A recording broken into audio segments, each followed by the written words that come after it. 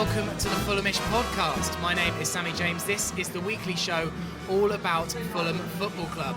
And as you may be able to hear from the rustling of people and the clinking of glasses, we've taken Fulhamish on tour. We are live in the Jolly Gardeners pub in Putney. Thank you for downloading this podcast. Hope you all had a wonderful new year and 2017 is treating you well so far. However, 2017 is not treating Fulham so well. An unfortunate 2-1 defeat against Brighton, which happened a couple of hours ago. So we just watched the game and we're all here in the pub. And then here's three gentlemen that certainly know their way around a pub. Jack Collins, Ben Jarman, Farrell Monk. How you all doing, gents? Evening. Could be better. Yeah, not too bad considering, actually. Yeah, feeling okay. So it was an interesting festive period. 2.5 games, one victory, one defeat, and one abandoned because of the fog, or the lack of fog, maybe, as they turned out in the end. So we'll work through that. We're also going to discuss Chrexit, my awful portmanteau, at length later in the show as well. So, chaps, let's start with today's game against Brighton. Again, a fantastic performance against the runaway league leaders. But they seem to have something about the dark arts about them, and they get victories when they don't play well. Yeah, well, evidently their lack of naivety is something that has seen them go from last year's, promotion contenders to this year's, team to beat almost. And I think that we were exposed today in a 5 to 10 minute period in a game that we otherwise dominated. And what that kind of means is that they know how to grind out victories in an ugly way, in a way that we just simply don't yet. And I think that it's kind of plain for everyone to see that we just need to smarten up almost, be a bit more streetwise. And it's not the first time we've said this, and I'm pretty sure it won't be the last, but there we are. And Farrell, another missed penalty. If I'm not mistaken, it's now 5 missed out of 6 this season, which is a quite unbelievable rate of penalties. I mean, you might forgive 1 or 2 being missed out of a few in a season, but what is the problem at the moment when taking penalties? And it's been loads of different people in the team as well. It's not just one person that's been responsible. And today it was our man Steph Joe. Did it happen? No, it didn't happen. Didn't happen. No. Who's Steph Joe? It's good to see that we can actually win a lot of penalties. It's good to see. However, I can't. It's just our bad luck at the moment, isn't it? They're all quality players out there, and they can all take a penalty. However, when it just comes down to it, it's been pretty poor. It's not a case of great save from the keeper. A lot of them have been pretty poor penalties. However, we can get. That means we are getting to the box. We are getting a lot of penalties. That is good to see, but we should be putting them away. Who's next, though? Who's the next one going to be taking a penalty? I'm putting my hand up. Yeah, I mean, I feel like one of us might do better than 1 in 6 as a penalty record. Ben, it just seems to be something that has got into Fulham's psyche at the moment about penalties. It's like a mental block. Yeah, it is. And Steph Joe's penalty today wasn't great at all. We were saying all the way all up to the pub that we thought the ball bounced before it even got to the line. And for the penalty to be that weak, it's not great. That's never going to go past the Championship keeper. And all of our penalties this season have really been below par for professional footballers. And even the players we have in the squad, you expect them all to be able to put away a penalty fairly easily. But yeah, today just wasn't our day. But I think I agree with Farrell. A lot of our play today was very positive, and it has been since Slavisa took over. I was thinking about this to myself in the stand today, that we're constantly looking to go forward and carry the ball into the opposition's half. We're constantly looking to get at the opposition, whereas we wouldn't do that under previous managers. And I like the way Slavisa has given ourselves the self-belief to really attack teams, even at the top of the league. And it was amazing, really. We've had these 2 games against Brighton in quite quick succession.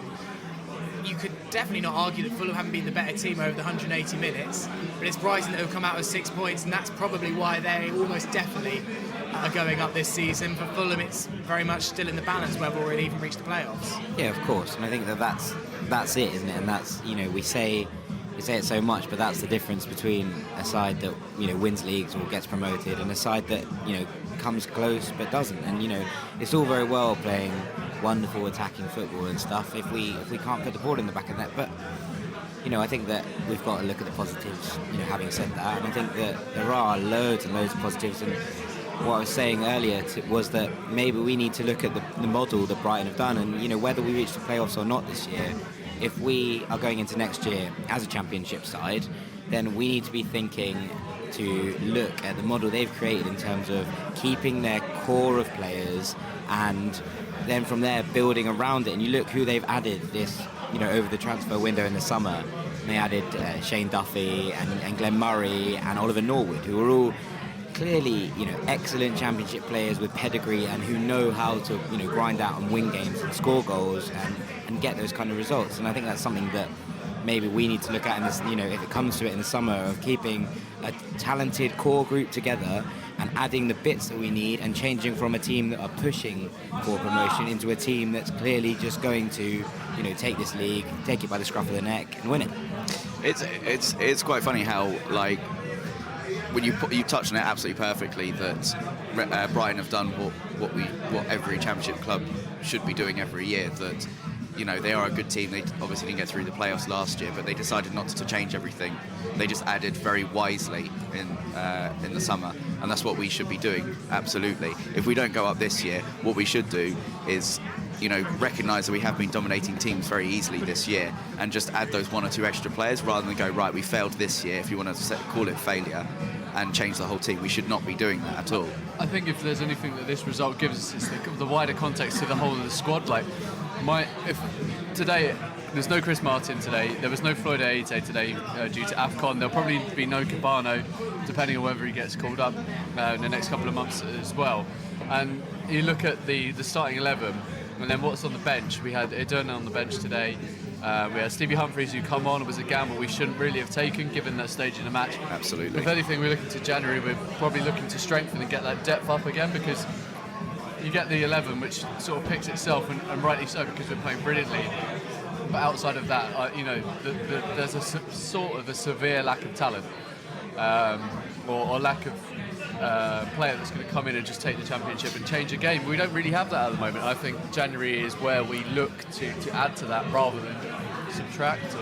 It was interesting you said about Matt Smith point and Stevie Humphries coming on, because that was my next question. It seemed like a turning point in the game. It seemed like a slightly bizarre decision. Don't get me wrong, Stevie Humphries looks like an incredible talent. He scored goals for fun in FL2 and in the youth teams, the reserve teams. But that was a big game for him to be thrown into today. And I can't help but think I'd much rather Corley Woodrow, who knows this league. Yes, he's not probably the player that we all dream of seeing on the team sheet, but he's scored goals at this level and knows how to play it. Surely an 18-year-old on his second appearance against the league leaders when we were holding a slim 1-0 lead didn't seem logical to me. I don't know what you guys think. I've been a massive fan of Slavic's substitutions this year. Like, there have been points where the game wasn't going our way, or we need to shut it out, and he's made some brilliant substitutions, and they've either changed the game in our favour or we've ground out a result. But today was, we're all experts after the event, but I've got to say it was a massive mistake to bring on Humphries for Smith, because we were controlling the game. I'm not going to say that it was Humphries' fault, Slavic's fault that we lost the game, but it's a massive risk to bring on Humphries in that situation, considering we were dominating with Smith on the pitch. Obviously, he wasn't winning every header because they had Duffy at the back, who was winning it a lot, but he was unsettling them for sure. I think I definitely agree then. Before the introduction of Humphries, our ball retention was much better than it was after his introduction, and he sort of looked a little bit as if it was a stretch too far for him, the introduction into a game this big against an opponent of Brighton in its calibre, and against Lewis Dunk and Duffy, who are two very good central defenders. For him to try and get any change out of them as a 19-year-old in his second appearance is going to be a really tough ask. And I thought, like, at that point, it was just when Brighton were really starting to up it, just before that little period when they scored both of the goals. And the ball just literally kept coming back at McDonald and the centre halves and the back four. It's something we really could have done without. We really could have get it to stick up there, and I think introducing Humphries was the wrong way to do it. If he was going to introduce Humphries, I would have said it 10 minutes later when the game was becoming to be more stretched, if Brighton were getting a bit more frustrated. But at that point, with 25 minutes to go, it just wasn't the right time to do it. Because if a case of what we did end up conceding, then the game would become, a little bit more compact, and that's just not Humphries' game. If he's got a bit more energy than Smith in the last 10 minutes, that's when we would have hurt Brighton if they were still losing. But obviously it wasn't the case. We still needed to keep pressing them and keep attacking them. Maybe Humphreys would have been the one that kind of an Andy Johnson or a Woodrow who was going to stretch a defence more than a Smith would. I think it's go a bit one further and said he looked almost hopelessly out of his depth. And obviously that's quite a harsh thing to say about a young player, but I don't think I saw Humphreys make an intelligent pass, an intelligent touch almost. He couldn't get anywhere near it, but that's not his fault because... No, not at all, but I just think it's one of those ones where you look at, Fulham are it's almost looking for a hero, and I can see why Slavisa did it, to put... I mean, if he'd gone there and scored the second and it would have gone completely his way, he would have had a young kid with his tail up, coming off the bench in an important part of the season, and a homegrown, talent that the fans were getting behind. That's such a lethal weapon to have, especially in a home game. But it backfired, and now it's backfired. It's almost like I don't necessarily want to see Humphreys come on again. The only thing I would say against that is maybe he's thinking we're not going to be with a Chris Martin. We'll obviously touch on that a bit later. We might not be with Chris Martin for a long time, and therefore we need Humphreys to be integrated into the team more. And what happens if Smith gets injured? And obviously with the two players going off to the Africa Cup of Nations, we're going to have to rely on places like Andrin and Humphreys and Idden in the coming months. And this is why January becomes so much more important for us as a club. Because if there's no resolution to the Martin current issue, and Smith does get injured, then we are so light up front, it's going to be difficult for us. That's why January is now huge for us. One big positive for me was what he did differently against Derby when we didn't have Chris Martin available was actually they played Piazon up front against Derby, and I was pleased that this time round he actually played Smith up front instead, because he's an out-and-out striker. He knows what he needs to do. Against Derby, although we did dominate Derby, we didn't create a lot of clear-cut chances, and obviously we didn't today as well, but with an out-and-out striker up front, we could actually grind out those little half chances here and there. It was a brilliant goal though by Lucas Piazon, the first one. Lovely take inside the box, and my view in H2 was almost perfect for it. You knew it was going in as soon as it left Piazon's foot. It was just perfectly into the corner past Stockdale, who was a little bit flat-footed, as you and I discussed, Ben, but brilliant goal. Yeah, I thought he took it really well. Got out of his little tiny feet very quickly, slotted it in, almost Thierry Henry-esque with the inside of his right foot into the corner. I really like the finish, despite it being obstructed by a pillar in the Johnny Haynes stand to watch it back on the screen. But it's a great finish from the guy. But then happy for him. You will have had a much better view than Jack and I will in the Hammersmith end of the two Brighton goals. So first of all was the penalty. And it was Malone that gave it away. It was hard for me to tell whether it was McDonald, I think. I believe it was McDonald, yeah. I think McDonald gave the ball away. Did you guys think it was a penalty? It was Stevie Humphreys that gave the ball away in the middle of the park. And Brighton broke really quickly with Knockout, who turned Tim Ream inside out. Coincidentally, I thought Tim Ream was perfect all game, apart from that one slack decision to let Knockout turn him and get him on the turn. Knockout then drove into the box, and a combination of Ream and Malone took him out. The referee played play on, and it almost seemed like a formality as soon as I believe it was Glenn Murray picked up the ball and was taken out by Malone. It was by McDonald. Sorry, it was a penalty. Yeah. It was quite funny you mentioned about Knockout, because we sung his praises a few weeks ago against us, and we were saying how good a player he was. Today he was not on it at all. It really showed that when he's not on it, Brighton are actually a more deflated team, and that was picking up that ball for the penalty was probably the only good thing he did that day, and that is all credit to our defence, especially Ream and Malone on this near side, who stifled him the whole game. And then Knockout though was quite heavily involved in the second goal, which came straight after they'd scored the penalty. Fulham just seemed to fall apart for about 2-3 minutes, and it's just so frustrating after being so dominant for 95% of the game, and then just 5 minutes of madness cost us. And it was Lewis Dunk, the man that very nearly joined Fulham, who consigned us to defeat. This is where Jack's point about naivety comes in, right? Yeah, completely. It was 3, 2, 1. Yeah, and you're back in the room. But no, it was one of those where you saw it. It was like it was going to come. We were like, well, they're going to score again, right? Now, my brother said to me as the penalty got put down, before he even scored, he goes, "It's not the penalty that worries me. It's what happens in the 15 minutes afterwards." And I turned around to him afterwards and was like, well, it wasn't 15 minutes, it was more like 2. But it was almost like Lewis Dunk had all the time in the world to like maraud through our midfield, which, you know, went missing as we've spoken about.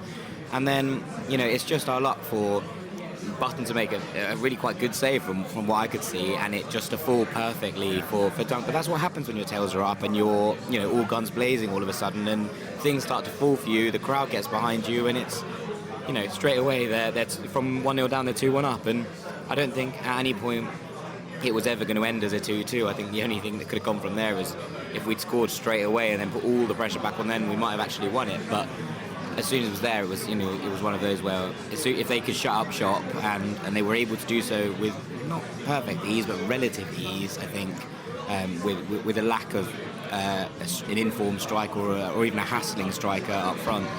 And then we sort of seemed to go a bit to pot, and we started playing sort of all sorts of formations. I think at one point we went to a 3-6-1, which was interesting. Love that one.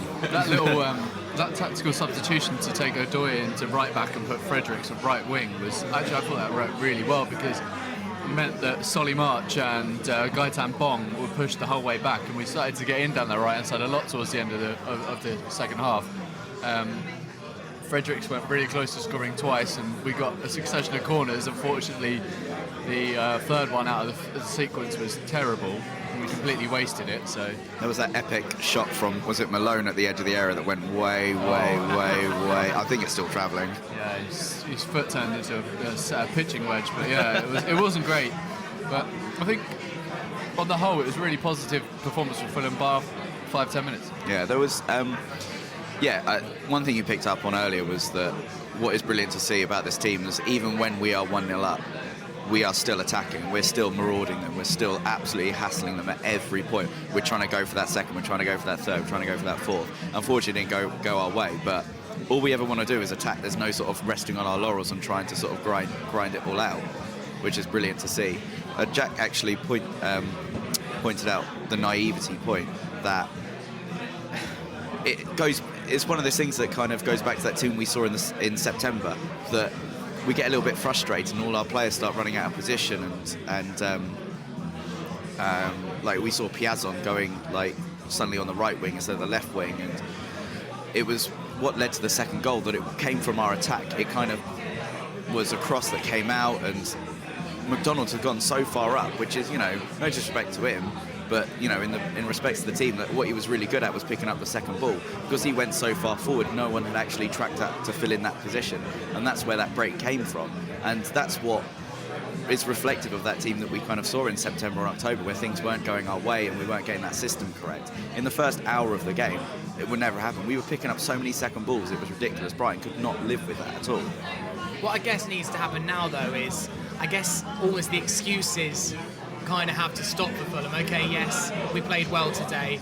We got defeated by a team that, if they don't get promoted, I'll be gobsmacked, because I mean the run they're on, and with even Newcastle dropping a lot of points, I mean surely they're quids in to be champions now, if not at least get the second place.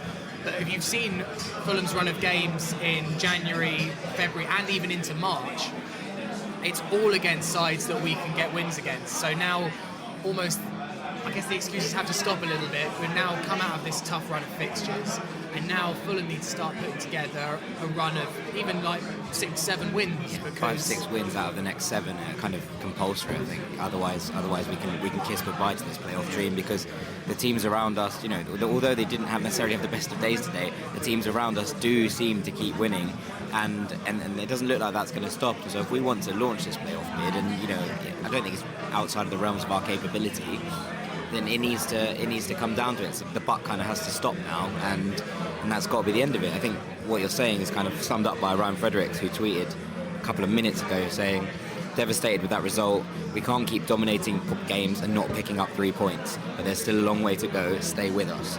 So I suppose it's indicative of the belief they still have in the squad, in that they can make this, and they can maybe make it happen, but also that, you know, they're aware that it's not good enough to dominate a game and make Brighton look very average at points and still lose that game. And I think that that's what it comes down to at the end of the day. Points make prizes, as the famous saying goes. They might have looked quite average, but one thing that they didn't do was they didn't make any mistakes. They kept their shape. They knew what everyone was doing, but they only conceded chances because we were playing well, and they capitalised on everything that we did wrong. And I think a top team like a Brighton or Newcastle, they don't make mistakes. They don't let us in for easy goals. We're the team that dominate other teams in this league. Yet it's just those one or two little mistakes here and there that we're going to get punished for, and that's what the top teams do, and that's what Brighton do. That's what Newcastle may do later on in the season. That's what even Wolves did against us. They capitalised on those 1-2 mistakes that we had and scored a couple of goals. 4. Yeah. But what is maybe a bit more difficult to analyse Fulham at the moment is because the Reading game didn't happen. Out of all the 3 games, I think that one was almost the most interesting to see where Fulham were. Yes, Brighton was going to be a tough challenge, and Ipswich are not on form at the moment, and that was a game we should have won. But the Reading one was one in the balance and got called off. Jack and I were there, and Jack, I owe you a pint, don't I? You do, which was a nice bonus for quite a poor day out, really. So Jack and I met up at half-time at the Medeski, and I mean the first half was not far off farcical, was it? No, I mean you couldn't see. At points you genuinely couldn't see anything. So I wasn't disappointed that the game got cancelled. I was disappointed that the game got cancelled when it did, when it was just starting to clear up. There were points in the second half where it was just obscene that there was a football match going on. You couldn't see past, halfway. But then, as you said, at half-time, the fog kind of cleared up and you thought, oh, well, maybe there's a game going on here. So this is why, at which point, I saw Jack and I said, because you seemed to have some inside intel that it was getting called off. I didn't. The bloke next to me was like, this is going to be called off now. And so I went to... Friend of the ref, was he? No, it was Don Best. And I said to you, there's no way this is getting called off, it's getting better now. And then, literally, I think 3 minutes later, I left you, went outside, and bing bong, ladies and gentlemen, this match has been abandoned. Oh, crap, I owe Jack a pint. Yeah, well, I'm glad about that. That was, small positives to come out of Reading. And I guess it was really unfortunate because it was such an amazing away turnout from Fulham. And I mean, I can't remember any time in the last few years where Fulham have taken that many to away game, maybe even since Premier League days. No, it was close to a 3,000 turnout, which is obviously amazing. And it was good. There was good numbers, and it was a lovely sort of evening, I suppose, if that kind of thing that Fulham would have won. And despite the fact that it was in Reading, and you had to go to Reading for it. It was it had all the makings of quite a nice outing, and a lot of people being about and all that kind of thing that makes those days out brilliant. And it is a terrible away ground though, isn't it? Oh, it's my first time to the Medeski. I mean, your pre-match walk is through the B&Q. Who doesn't love a jaunt to B&Q before a football match? I actually hate it. It's arguably the worst placed football ground in the country. It's just. It's as if they've gone out of their way to make everybody's life hell so that away turnouts don't go to the Medeski. You would think with a lot of the new stadiums, they have thought about, right, this is in a really terrible, awful area. I mean, they're in terrible towns to start off with, but really out of the way. But they do tend to sort of do park and ride or something. I mean, Reading do have a shuttle bus, but the queue is ridiculously long. There's just not much point actually queuing up for it or anything. I would actually say the worst is Wickham, because not only is it a tiny town, but the stadium is so far out of the town, it might as well be in Wales, for God's sake. Down a massive hill as well. Yeah, and there's only one road that goes in or out. Yeah. But I now have the unenviable statistic. So I did a bit of research on abandoned Fulham games, and there was a book all about Fulham, and some guy has charted all of the abandoned games that ever happened. Did Man United nearly score that? Mikel West Antonio Ham just missed a one-on-one, and Man United are just countering now. With Rashford, he's messed out. So there have been about 7 or 8 abandoned Fulham games in our history. A lot of them came kind of in 1900, 1910. I went to that one. Yeah. There was one in 1950, and then since then, there have only been 2, and I've attended both of them. Oh, really? So I've now attended the Reading one and the Sunderland one, which was called off because of the April blizzard that happened about 10 years ago. So and we were winning that one, weren't we? We were. Brian McBride scored after 9-10 minutes, and we hadn't won away all season, so we lost the rematch as well. We did lose the rematch, and I think that was the only game that Sunderland won at home all season. That was the season they nearly got as few points as Derby in the end.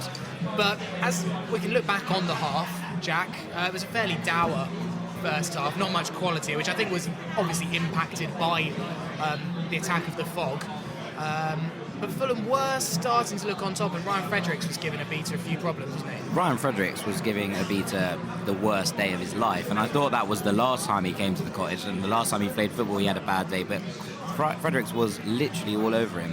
And the only two things I can really sort of make out from the half of fog was David Button making an unbelievable one-on-one save, a really, really good stop, and Ryan Fredericks giving Abita hell. So, that's sort of it, I suppose. But we were getting on top, and we did seem to control possession, quite well. And K-Mac sort of wandered about controlling things for a while, which was nice to see. And I see him sort of patrolling the midfield line, which he did again today, actually, which I thought was very good at, apart from giving away a penalty. But yeah, it was. We were starting to look like we were starting to turn the screw a little bit towards the end of the half, from what you could see. It was genuinely one of those, but. Yeah, I think that it was a kind of, I saw a lot of tweets from Reading fans who were down the other end saying that if they were Fulham fans, they would have been upset that the game had been called off because they felt that they were under the cosh. So I suppose that speaks for itself as such. So there were a few rumours circulating after the game that Slavisa had actually been calling for the game to get called off. Did he turn up with a fog machine? Yeah, it was all actually just a whole smoke machine that he'd blown over the entire of Berkshire. But which seemed quite surprising. But I guess maybe he just thought, I haven't got my striker, and I haven't got my centre half.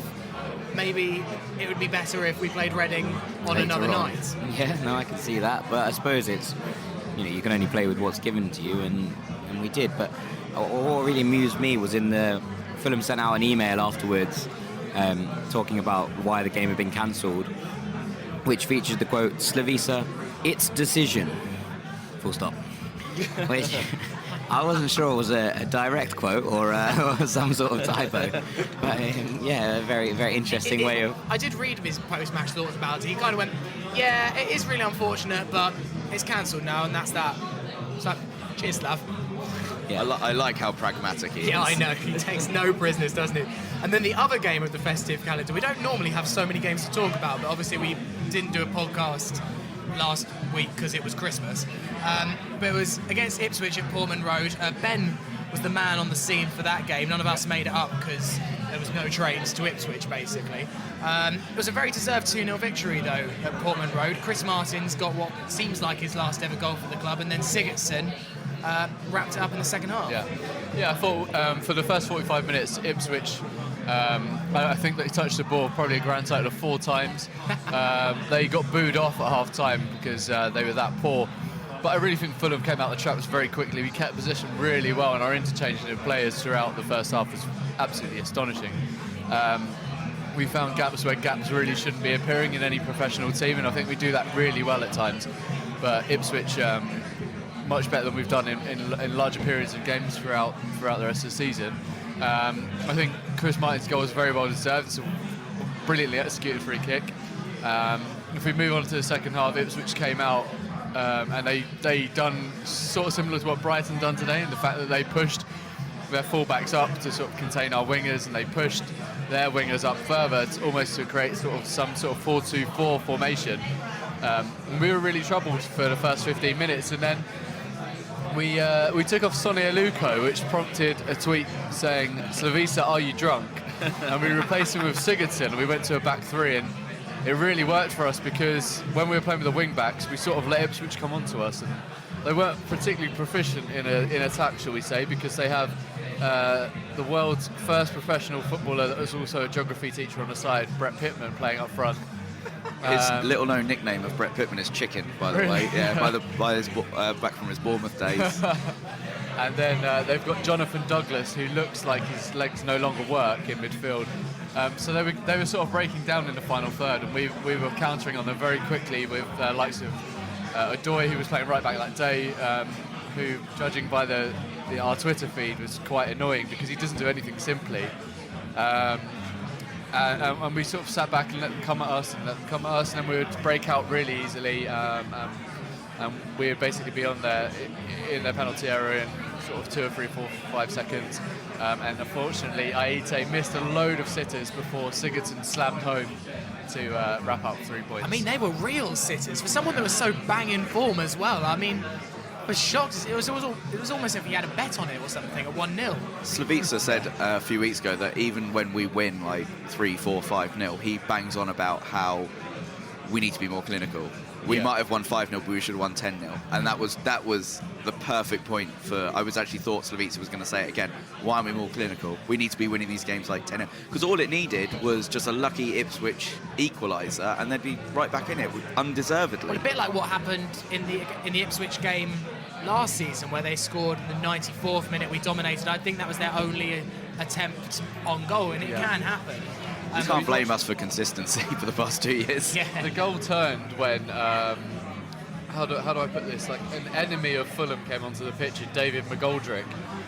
He's given us a run around a few times. When he came on, he completely changed the game for around about 10 minutes before Fulham. Again, they took off Aluko and sort of had an idea of how to deal with McGoldrick, and we just sat Steph Joe on him and shut him down at all points. And Ipswich could have got a lucky equaliser, but they never troubled us. I think they only had 2 or 3 shots. It didn't really look like Fulham came out of second gear. They didn't. They really didn't. They didn't need to, because Ipswich were that bad. They couldn't keep hold of the ball. They were very disjointed. One of their right wingers is Tom Lawrence, who's on loan from Leicester, who's the epitome of a championship winger, who's just all tricks and nothing else. It certainly shows when you actually look back at the highlights on I think, the Sky Sports highlights, that they were definitely struggling for a bit of balance and be like, right, let's try and show something that Ipswich did that day. And they had that one chance where someone kneed it from like 20 yards and it went completely wide and over. Is that all they had? Great. That was literally all they had. I think the best part of the away day is definitely the massive turnout we had, despite the trains being completely not available. And a lot of the singing, the Jingle Bells song when we went away is brilliant. And everyone there was just having a really great time, and it was a great performance and a great match to watch. And the car park's right outside the stadium, so what more do you want? It's talking about, like, we're saying like Reading is the worst away day, Ipswich is a great away day, because literally out the car, locked the door, walked over the road and was in the back of the stand already. They've got a car park like right opposite the train station for like £3 or something. You don't get that anymore. It's a great stadium to go to. Shouts out to Ipswich. Well done, Ipswich. Big up Ipswich. Reading, you're not allowed anymore. And you speak of Floyd Aite, and I expected him to be in the game today against Brighton, but clearly not, and now he's off to the African Cup of Nations. I've seen it down here, so Togo's final group game is on January the 24th. If they reach the final, he's going to be out in Gabon until February the 5th. However, that does seem quite unlikely, as Togo's odds to get out of the group, not just to win it, to get out of the group, is 20-1. I'm putting a £5 on that. Yeah, Definitely stick a 5. Aite will probably score a hat-trick in every game. They've got free agent Emmanuel Adebayor playing up front for them still, and he hasn't been picked up since the summer. So let's have him. We've got an gives you opening. an indication of how good they are as a nation. But yeah, they're rank outsiders to go out. So which could mean that Floyd will be back maybe for the Burton game, which is on the 31st of January, which is a week after his group game. It was a shame he wasn't in it today. Do you imagine that, obviously we don't know what's going to happen maybe up front, but that Slavica will stick with Piazon, Kearney and Aluko in that 3 behind the striker? Yeah, you'd think so. And Georgie Williams, I suppose, came back off loan, and we were discussing that a couple of weeks back as to why we brought back another winger when we had so much depth, but that decision does seem to make slightly more sense now that Cabano and Aite are out for a while.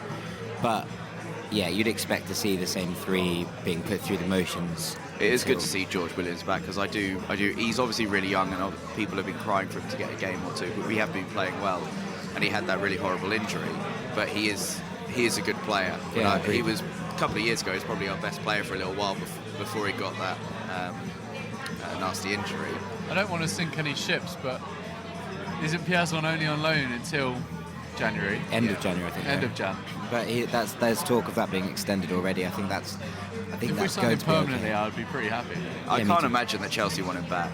No, I mean, He says he wants to settle down. not at a exactly club struggling, as are they? No. we could get him for, if we offered them a little bundle deal for Callas and Piazon, they might take it.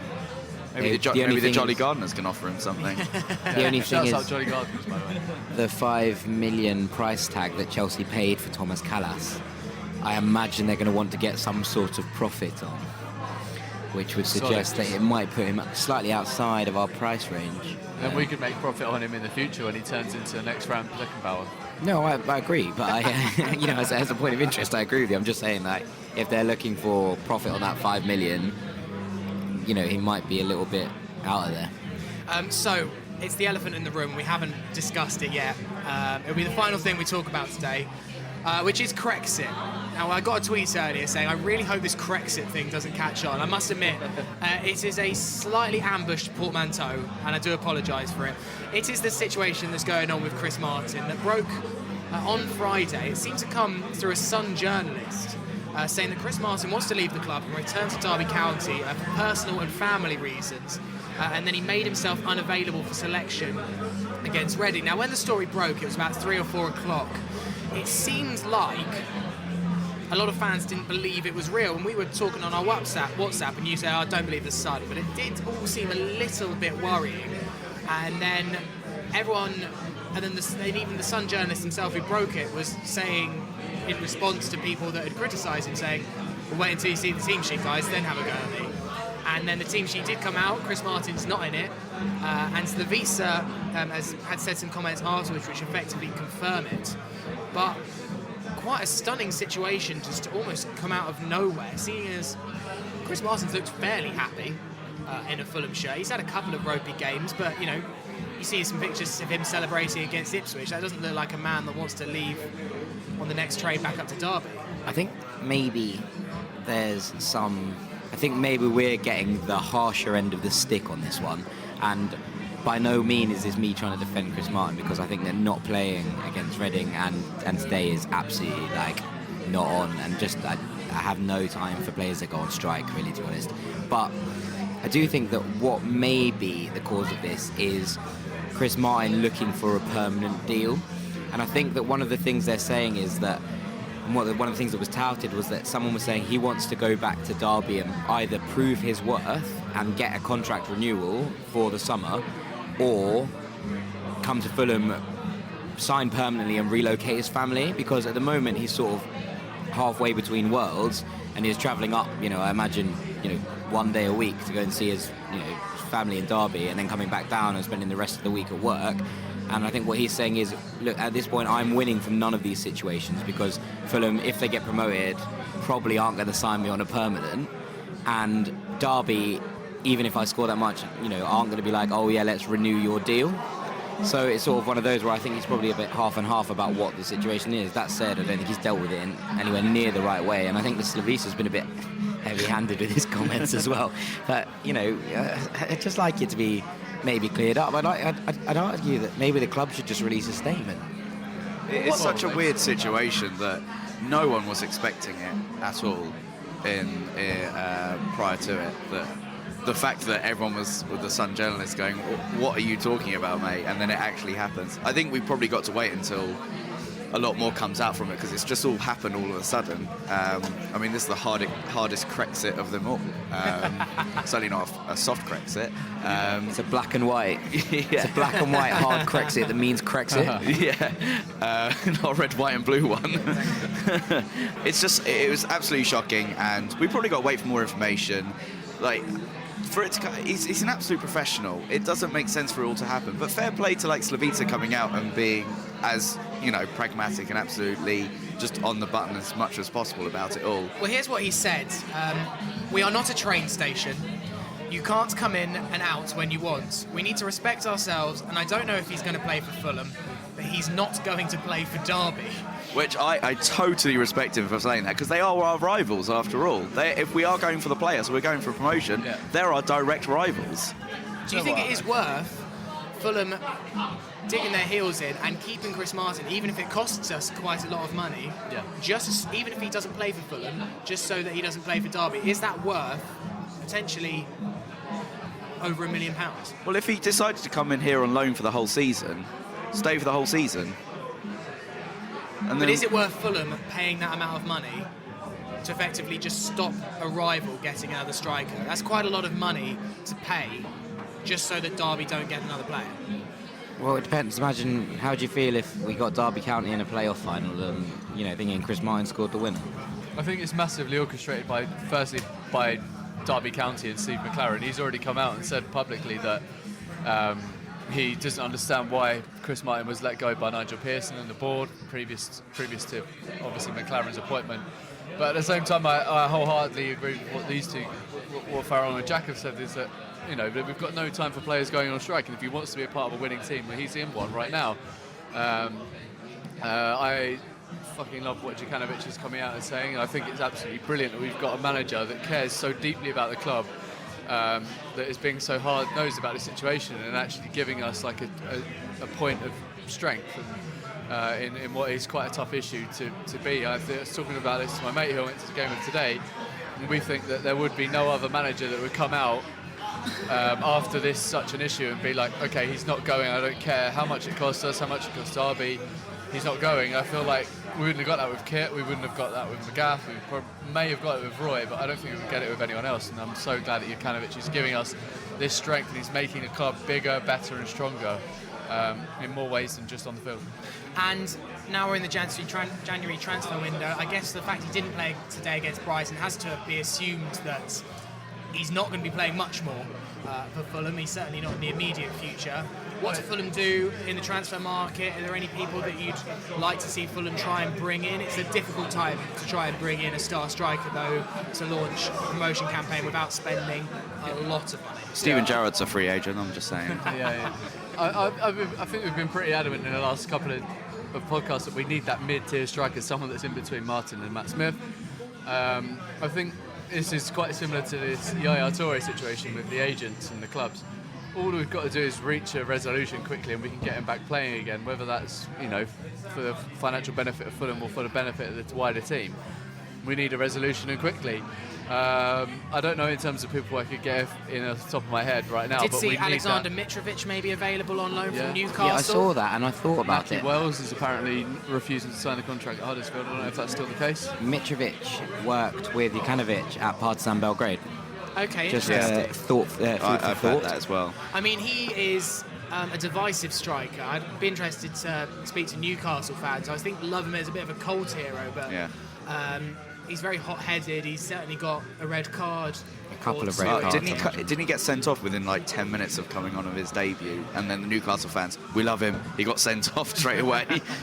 He's a bit of a Chris Baird figure in that respect. I think that he managed to get suspended for almost as many games as he played in his first season at Newcastle. But yeah, again, there's no doubting he puts the ball in the back of the net. And even this season, with with how prolific Dwight Gale has been, you still see that when actually Mitrovic has been on the pitch, his minutes to goals ratio is still quite good. Yeah, we're in a bit of a limbo situation that if we were lower down, we'd probably be better at attracting like a Mitrovic because Newcastle wouldn't see us as a rival. I'm not trying to big up Fulham to be any close to Newcastle at the moment, but Newcastle might think to themselves, if we're on the form that we are and Fulham are on the form that they are, they might come to a stage where we might become rivals. Is Bamford available on loan still? Yeah, that looks like it's available and very much possible. Tiny Cliff's best friend. Yeah, but he's actually really good mates with Ryan Fredericks, isn't he? They're really good friends. And so but is maybe Bamford the kind of striker we need? He's hardly a like-for-like for Chris Martin and the style that we play. I would say that it's going to probably cause a lot of controversy, but I think this is the perfect situation to pick up Ross McCormack again, because we can actually now play him as an out-and-out striker. He's a natural goal scorer. He'll score you 20 goals. He probably might score us 20 goals in the second half of the season, let alone the whole season. And he might not be the right player to play in that front, the three attacking midfielder winger situation, but he knows the team, he knows the club. Let's get him back. I think this all went downhill when Jack wrote the article, Musings on McCormack and Martin. That article did really, really well actually, and people liked it. And I think that there was a point there, and I'm going to disagree with Farrell here. I don't really want to see Ross back. I don't think that I don't think it's the right moment or the right kind of attitude for McCormack to come back brilliant. into it. Hang on, we've been given feed. We've been given free food by the Jolly Gardeners, so Shouts out to the apologies. Jolly Gardeners. Shout out to the thanks, Jolly Gardeners. Thank you. Also, this is a posh selection of food. We've been given like the charcuterie board. That is.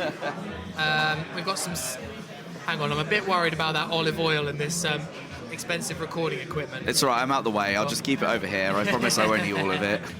What a day. Brilliant I love stuff. Look at that. Apologies, Jack. No, that's fair enough. Food over everything and all. But it's one of those where I think that we've just started to develop into a system where we look like we can completely control teams. And as we've seen today, it was when the ball refused to stick up front that we started to encounter problems. And I just don't think that McCormack is that man. And I think that while I'd love to have McCormack back as the player who sits in, Tom Kearney's role, maybe. But any Fulham fan telling me that they want Tom Kearney dropped after today's performance is lying to themselves. So I don't know where you put McCormack into that system, and I don't know if he'd fit. And so I think with the fact that Kearney is playing so well with the team sort of built around him as that focal fulcrum, it is crucial. And I think that I wouldn't switch Tom Kearney for Ross McCormack now if he paid me. We should wrap things up because we've got some free food here and it needs to get eaten sharpish. So, Secretary Jack, have we got a title for today's podcast? Oh God, charcuterie boards probably. Charcuterie board. Top of the It should charcuterie probably board. just be called Fulhamish on tour. Fulhamish on tour. Apparently Okay, paying there we go. penalties been Festive taken. Fulhamish on tour. No, I know stop about trying to get the word festive into everything. Well, thank you very much for listening today. It's been a bit of a different episode. I've enjoyed it. Whether you at home have enjoyed it, I don't know, but that might have been for the fact that we've been given free food and I've been able to drink the cider all the way through. Let us know. Do let us know. Thank you again for listening, and we'll be back next week after the Cardiff game. It's a cup game at Cardiff, which should be on the telly, so we should all be able to watch it. And none of us are heading down, are we? I don't think so. It's 11 a.m. kickoff in Cardiff. So shouts out to you if you are going down. 11 a.m. on major BBC. spec. It's on BBC Wales, which BBC Alba. is available on most TVs if you're in England, and I'm sure if you're overseas you will be able to see a stream as well. If you listen on BBC Alba, you may get to listen to the Welsh commentary, That'd be exciting. which could be quite interesting Ping. to hear the Welsh commentators' views on Stefan Johansson. Don't know what the Play it back Welsh to is you. with God, do you? No. We'll find out this weekend. I'm biting my tongue. Chaps, cheers for joining me, and we'll see you next week. Thank you, Sammy. Thanks, Sammy. Thanks, Shout Sammy. out to the Shouts Jolly out to Jolly Gardeners. Gardeners. Oh yeah, shout out to the Jolly Gardeners. Thank you for your hospitality. Thank you.